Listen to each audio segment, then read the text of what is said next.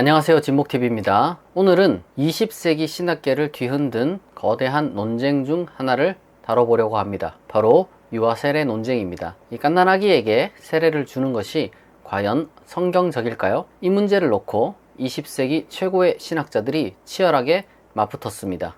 바로 카를 바르트와 오스카 쿨만입니다. 이 주제를 본격적으로 다루기에 앞서 세례와 유아 세례에 대해 간단히 말씀드리겠습니다. 세례의 기본 의미는 다음과 같습니다. 첫째, 그리스도의 죽음과 부활에 참여하는 상징적 행위. 둘째, 죄의 용서와 새로운 삶의 시작. 셋째, 교회 공동체로의 정식 입문입니다. 한편 유아 세례는 말 그대로 이 갓난아기나 어린아이에게 베푸는 세례를 말합니다. 보통 생후 몇 주에서 몇 개월 사이에 행해집니다. 이 유아 세례는 기독교 초기부터 분명하게 존재했습니다. 그렇다고 해서 그것이 보편적이라거나 신학적으로 처음부터 정립된 것은 아니었습니다. 가장 이른 유아 세례 언급은 2세기 말 오리게네스와 테르툴리아누스 글에서 확인됩니다. 이 오리게네스 같은 경우는 유아 세례를 옹호했지만 테르툴리아누스 같은 경우는 여기에 대해 반대 입장을 보였습니다. 이 3세기에서 4세기로 넘어가며 이 세례의 시기가 점차 앞당겨졌고, 특히 4세기 중엽 콘스탄티누스 황제가 기독교를 공인하면서 유아 세례는 거의 보편적인 교회 실천이 되었습니다. 이후 서방교회에서는 이 아우구스티누스의 원죄론에 따라 유아 세례가 더욱 신학적 당위성을 얻었습니다. 그러니까 유아도 죄 아래 태어난 존재이기에 세례를 받아야 한다는 관점이 강화된 겁니다. 종교개혁 시대에도 이 대부분의 종교개혁자들은 유아 세례를 수용했습니다. 루터는 이제 세례가 하나님의 은총을 전달하는 수단이며 유아도 그 은총을 받을 수 있다고 보았고, 깔뱅도 유아도 언약의 자녀로 간주하며 구약의 할례처럼 이 세례가 적용되어야 한다고 주장했습니다. 그러나 이 제세례파는 이와 다른 입장을 취했습니다. 그들은 자발적인 신앙 고백과 회심을 전제하지 않는 이상 유아 세례는 무의미하며, 따라서 성인 세례만이 진정한 세례라고 주장했습니다. 그러나 이후 대다수 교회는 별다른 거부감 없이 유아 세례를 시행하고 있습니다. 그런데 20세기 가장 영향력 있는 신학자인 카를 바르트가 유아 세례를 반대하면서 이 논쟁이 재점화되었습니다. 이 카를 바르트는 1943년 이 스위스 그왓에서 행한 이 5차례의 강연을 통해서 유아 세례에 대해 공개적으로 반대 입장을 내비쳤습니다. 이 강연은 훗날 세례에 관한 교회의 교리라는 책으로 정리되어서 출간됩니다. 이 바르트의 유아 세례 비판은 이 단순한 의례적 형식에 대한 반대가 아니라 이 교회론, 계시론, 그리고 복음의 본질에 대한 어떤 그 신학적 전반적인 어떤 그런 통찰과 연결되어 있습니다. 바르트에 따르면 세례는 본질적으로 예수 그리스도의 죽음과 부활에 대한 참여이며, 이 성령의 능력으로 말미암은 인간의 갱신을 재현하는 그런 상징 행위입니다. 이 바르트는 세례를 구원의 필수 조건으로 그래서 보지 않아요.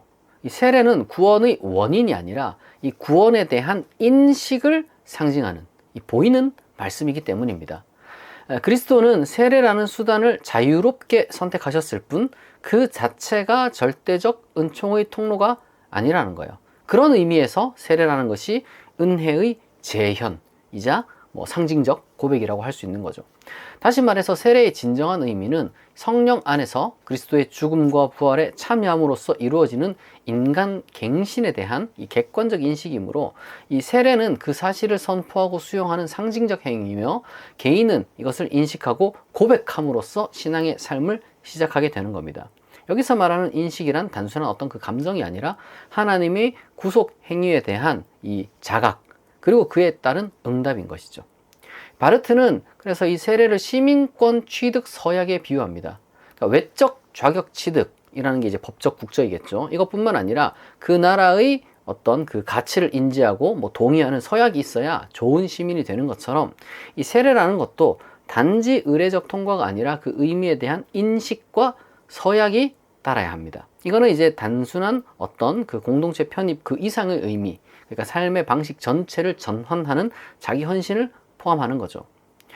물론 이제 신약의 사도행전 2장 39절, 마태복음 28장 19절 등을 보게 되면 이제 유아 세례를 이제 정당화하는 것처럼 보이는데 바르트는 그게 너무 모호하다는 거예요. 도무지 거기서 유아 세례의 정당성을 과연 이제 명백하게 찾을 수 있느냐라고 했을 때 그렇지 않다고 말합니다. 오히려 신약 성경은 자기 인식과 고백이 가능한 자만 이 세례를 받는 것으로 나타나죠. 게다가 구약의 할례와 달리 이 세례는 개인의 이제 결단이 핵심입니다. 구약 같은 경우는 이 할례를 이제 어떤 그 민족적 차원에서 이제 접근했지만 세례는 이제 개별적 차원에서 접근했기 때문입니다. 그래서 바르트는 루터나 이제 깔뱅 등 이제 종교개혁자들이 이제 유아 세례를 이제 인정한 것은 아주 그 신학적으로 이제 일관성이 없다라고 이제 좀 비판을 하는 부분이 있습니다. 게다가 이 바르트에 따르면은 유아 세례라는 것은 신학적 필연으로부터 나온 것이 아니라는 거예요. 오히려 이제 기독교 국가 체제, 그러니까 이제 국가 교회의 유지를 위해 이제 제도적으로 자리 잡은 것이라고 비판합니다. 그러니까 신자 개개인의 결단 없이 모든 국민을 기독교인으로 편입시키려는 이 권력적 욕망이 유아 세례를 고착시켰다는 거예요. 이것이 바로 이제 교회가 본래의 고백 공동체였는데 이게 소위 말해서 그냥 일종의 이제 대형교회 내지는 대중교회로 전락한 구조적 원인이다 라고 지적하는 겁니다. 이것이 바로 바르트의 유아세례 반대 논증입니다. 다음으로 오스카 쿨만의 유아세례 옹호 논증을 살펴보도록 하겠습니다. 이 오스카 쿨만은 스트라스부르 출신으로 스위스 바젤과 파리 소르본에서 신약과 초대교회사를 가르쳤습니다. 이 바르트와 동시대 신학자였습니다. 1948년 이 쿨만은 바르트의 주장에 정면으로 반박하는 책을 출간하는데 그것이 바로 신약이 말하는 세례입니다. 이제 쿨만은 바르트와 정반대로 주장합니다. 유아 세례는 신약 시대부터 자연스럽게 시행되었던 관행이라는 것이죠. 구체적으로 이제 쿨만의 논증을 또 살펴보겠습니다. 이제 먼저 그는 역사적으로 세례의 기원을 살핍니다. 어쨌거나 이 세례라는 것은 예수님이 직접 제정한 것이 아니라 이제 그 부활절 이후 교회가 새롭게 형성한 의례입니다. 이 세례는 요한의 세례와 연속성이 있지만 죄 용서 그리고 이제 성령의 수여라는 점에서 본질적으로 좀 다릅니다. 바울은 세례를 그리스도의 죽음과 부활에 참여하는 상징으로 해석하며 이것은 단순한 씻음이 아니라 이 존재의 변화를 뜻한다는 거죠. 바르트는 신앙의 자각 없는 유아 세례를 부정하지만 쿨만은 인지적 신앙 고백이 세례의 필요 조건이라고 보지 않아요. 왜냐하면 쿨만이 봤을 때 이 세례라는 것은 하나님의 자유로운 은혜의 행위를 나타내는 것이고요. 유아에게도 하나님 나라와 교회로 받아들여지는 것이 허용되는 것이 마땅하다는 겁니다. 그리고 쿨만은 고린도전서 7장 14절 등을 보게 될 때 이것이 이제 유아 세례의 배경이 될 수 있다고 보고요. 성인 세례보다 사실상 유아 세례가 더 잘 입증된다라고 주장합니다. 게다가 쿨만도 재밌게 이 시민권 비율을 똑같이 사용합니다. 그러니까 영아는 인지 없이 시민권을 그냥 받는 거예요. 그것처럼 유아도 믿음 없이 인지 없이 세례를 받을 수 있다는 거죠. 그리고 이제 믿음에 대한 관점이 좀 다른데 이제 쿨만에게는 이 믿음이라는 것은 세례를 받기 위한 조건이 아닙니다. 오히려 세례 이후 그 의미를 살아내는 인간의 반응이 믿음이라는 거예요. 그러니까 이제 바르트랑 쿨만이 이제 다른 지점이 바로 여기에 있는 거죠. 그러니까 믿음이 있어야 세례를 받는다. 이것이 이제 바르트 입장이라면 이제 쿨만은 세례를 받았으면 이제 믿음을 갖고 살아야 된다. 이렇게 말하는 겁니다. 쿨만은 세례를 영적 출생에 비유하고 마치 신체의 출생이 이후의 삶에 의해 평가되듯이 세례도 이후의 그 신앙 여정이 이제 관건이라고 보는 거죠. 따라서 세례라는 것은 이제 믿음의 출발점이고 신앙은 그 이후의 지속적 삶에서 본격적으로 발현되어야 한다고 봅니다. 그리고 쿨만은 유대교는 유아에게 이제 할례와 세례를 행했고 기독교의 세례는 바로 이 전통 위에 서 있다고 주장을 합니다. 그리고 바울은 이 세례를 그리스도의 할례라고 이제 표현하고 따라서 이거는 구약의 언약 신학이 신약에서도 이제 세례로 대체되었다는 것을 보여주는 간접 증거라고 말합니다. 그리고 기독교 세례는 할례의 언약성과 그리고 이제 이방인 개종 세례의 정결성을 이제 동시에 충족하며 유아에게도 시행 가능하다는 것이 유대교보다 더 명확하다라고 보고 있습니다. 그리고 이제 바르트가 이제 유아 세례를 비판할 때 일종의 이제 국가 교회 내지는 기독교 국가 만들기에 대한 어떤 그런 우려로부터 이제 비롯된 것임을 인정하며 그러나 그것이 초대교회 전통과 연결되느냐 그렇진 않다고 봅니다. 오히려 초대 교회에서는 그냥 자연스럽게 이제 시행되었다는 거죠. 콘스탄티누스 이전 이미 교부들이 유아 세례를 인정했다는 겁니다. 그래서 유아 세례라는 것은 마치 교회의 본질을 어떻게 이제 훼손시키는 것이 아니라 오히려 교회가 가지고 있는 어떤 그 환대를 잘 드러내는 그러한 상징 행위라고 이제 쿨만은 주장합니다. 이것이 바로 이제 쿨만의 논증이었는데요. 이제 유아 세례의 장점은 이제 다양한 맥락 속에서 이제 또 우리가 이제 이야기를 해볼 수가 있습니다. 먼저 이 첫째로는 이제 역사적 실질성 측면에서 볼 때 이제 고대나 이제 실제 뭐 중세 사회까지 이 영아 사망률이 굉장히 높았습니다. 그래서 이제 부모나 이제 교회는 아이가 세례를 통해 하나님의 은혜 안에 있다는 이제 확신을 통해서 이제 심리적 위안을 얻었습니다. 그러니까 이게 세례가 단순히 어떤 그 의례를 넘어서 이제 구원의 보증으로 작용하던 어떤 그 시기적 그 정황이 이런 식으로 이제 반영이 되었던 거죠. 그리고 둘째로 이제 신학적으로도 유아 세례는 인간의 자격이나 인식 이전에 주어지는 하나님의 그 은혜의 어떤 그 선제성과 이제 자유를 가장 선명하게 드러내는 방식이기도 합니다. 인간의 결단 그 이전에 오직 하나님의 부르심과 하나님의 받아들이심에 의해 이제 구원이 시작된다는 이러한 어떤 그 은혜 신학은 유아 세례를 통해 가장 구체적으로 이제 구현이 됩니다.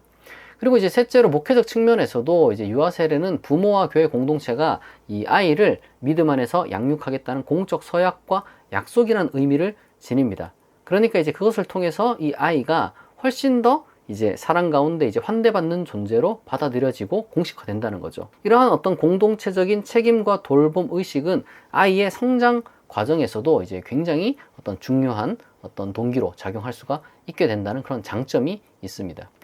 물론 유아 세례에 장점만 있는 건 아닙니다. 분명한 문제점이 존재합니다. 첫째로는 이 유아 세례라는 것이 아이의 동의나 자각 없이 시행되는 종교 행위이기 때문에 오늘날 관점으로 보게 되면 이 개인의 종교적 자유와 자율성을 침해할 수 있다는 우려가 제기됩니다. 현대사회는 종교 선택의 자유를 굉장히 중요한 인권으로 간주하기 때문에 유아 시절에 특정 종교에 자동적으로 편입되는 방식은 성인이 된 이후의 어떤 그 신앙 결정권을 구조적으로 제한하는 결과를 낳을 수밖에 없습니다. 그리고 이제 둘째, 신학적인 또 관점에서 보면 어쨌거나 유아 세례는 이제 세례의 본질적 의미를 그래도 약화시킬 위험이 있습니다. 세례를 하나님에 대한 신앙 고백과 응답의 상징으로 이해하는 것이 어쨌거나 세례의 그 중심에 있기 때문에 아직 자각과 고백이 불가능한 유아에게 세례를 베푸는 것은 어떤 그 성례의 상징성과 그 참여적 의미를 굉장히 약화시킬 수가 있습니다. 바르트가 지적했듯이 세례라는 것이 단지 하나님의 은혜의 부여에서 끝나는 것이 아니라 그러한 하나님의 부르심에 대한 인간의 응답이 함께 이제 나타나는 행위이기 때문에 그렇습니다. 이러한 점에서 유아 세례는 하나님과의 어떤 그 인격적 관계 안에서 맺는 성숙한 신앙 행위라는 어떤 그 세례의 구조를 손상시킬 그런 가능성이 분명히 존재합니다. 이렇게 오늘은 유아 세례에 관한 역사적 기원과 그리고 이제 특히 바르트와 쿨만의 신학적 논쟁 그리고 장단점에 대해서 살펴봤습니다. 여러분은 어떻게 생각하세요? 여러분의 의견을 자유롭게 나누어 주시면 좋겠습니다. 국내 최고의 종교 및 신학 콘텐츠를 만드는 진목TV의 사역을 여러분들이 응원해 주시고요. 여러분의 후원과 멤버십 가입을 통해서 진목TV가 계속해서 꾸준히 이러한 사역들을 이끌어 나가는데 여러분들이 함께 동참해 주시기를 부탁드리겠습니다. 제가 준비한 건 여기까지입니다. 경청해 주셔서 감사합니다. 지금까지 진목TV였습니다.